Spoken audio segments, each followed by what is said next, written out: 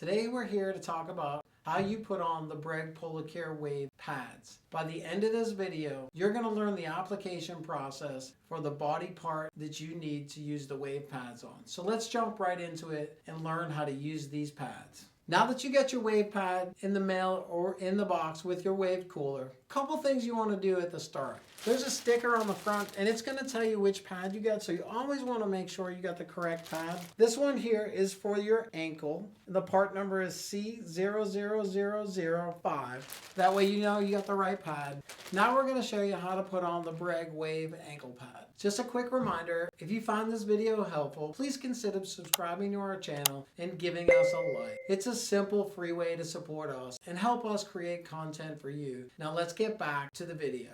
This is the foot and ankle pad for the Breg Polar Wave system. And before you hook your hoses up, you'll notice that the pads have a Breg symbol on them. When you go to hook up your hoses, make sure you match up those Breg symbols. That way you know you're connecting it properly. So this pad works better if you kind of put your foot into it.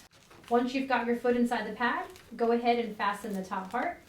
Then fasten the bottom part around your foot. And you can adjust it to make it looser or tighter depending on your need. Once you've got it securely in place, take your hoses, matching up your Breg symbols, and then fasten them into place.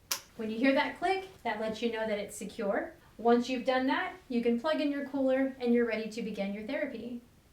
Now that you know how to put on your Breg Polar Wave pads, click on our next video up here in the corner and it's going to show you the unboxing of the Breg Polar Wave. Now let's get back in motion.